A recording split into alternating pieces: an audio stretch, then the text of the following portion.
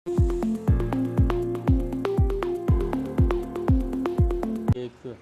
कट्टे में एक अज्ञात महिला का शव बरामद हुआ था जो रजाई से ढका गया था और उससे काफ़ी दुर्गंध आ रही थी। वहाँ पर जो लोगों ने उसको देखा, उसके बाद पुलिस को इन्फॉर्म किया।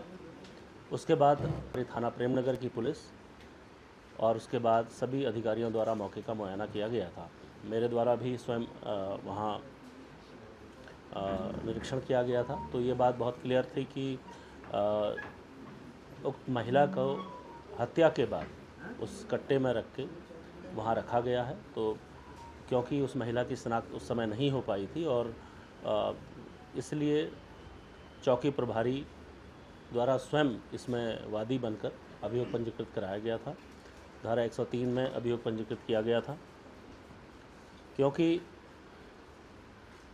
महिला की हत्या और उसके बाद के सिनेरियो में ये एक बहुत चैलेंज के रूप में हमारे सामने रखा गया था। इसलिए सभी टीमें, हमारी करीब 8 टीमें इसमें लगी थी। सबसे महत्वपूर्ण क्योंकि महिला अज्ञात थी, उसके बारे में कोई भी किसी भी प्रकार का कोई क्लू नहीं था, किसी प्रकार की कोई भी सूचना अंकित नहीं थी गुमशुदगी की। इसलिए मैनुअल पुलिसिंग के तहत करीब 30 कॉलोनियों में जो उसके आसपास 6 किलोमीटर के दायरे में अलग अलग जगह पे जो अवैध रूप से जो कॉलोनियाँ हैं या जो लोग बाहर से आके वहाँ रह रहे हैं, उनका एक बहुत ही वृहद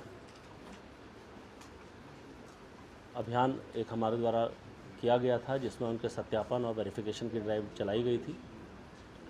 करीब 5000 से ऊपर परिवारों को इसमें चिन्हित किया गया था जो वहाँ रह रहे थे और जो मलिन बस्ती या बाहर से आके यहाँ पर जो रोजी रोटी के लिए लोग लगे हैं, उनकी एक सत्यापन की कार्रवाई की गई थी। इसमें एक महत्वपूर्ण सफलता हमें 19 तारीख को मिली थी, जिसमें उसी के पास में एक कांस वाली कोठरी करके एक जगह है, जहाँ पर ये ज्ञात हुआ था कि एक व्यक्ति जिसका नाम रंजीत शर्मा है, वो कुछ दिन पूर्व उसके पास एक महिला आके रुकी थी जो फरवरी माह से उसके साथ रह रही थी और उसको उसने अपनी एक वाइफ के तौर पर बताया था।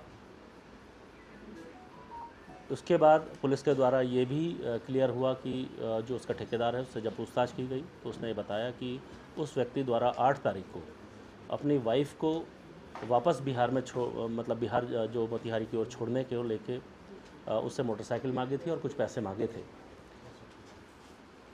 उसके बाद ये व्यक्ति के बाद वो महिला वहाँ नहीं थी, उसकी बच्ची ज़रूर वहाँ उसके पास थी जो उसकी दूसरी बीवी के साथ उसको रखा गया था।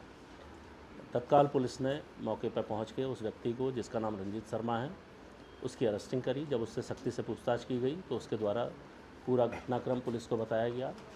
यह जो महिला है इसका नाम रूपा है, जिसकी उम्र करीब 30 से 32 वर्ष है और ये जो अभियुक्त है रंजीत शर्मा, इसकी पहली वाइफ है और जो इसके साथ इसकी शादी हुई थी। उसके बाद ये महिला से इसका मोहभंग और बिछड़ने के बाद ये व्यक्ति यहाँ आ गया था और इसने यहाँ दूसरी शादी एक अन्य महिला से की थी जिसका नाम संगीता है।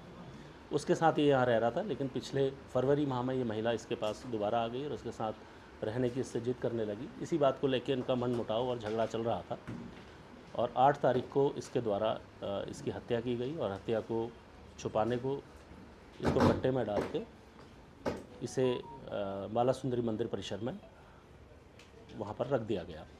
अभियुक्त पुलिस की हिरासत में है, शीघ्र ही इसकी न्यायिक परीक्षा में भेजा जाएगा और इसके विरुद्ध जो भी सख्त कार्रवाई है, जो भी सख्त वैधानिक कार्रवाई है वो अमल में लाई जाएगी।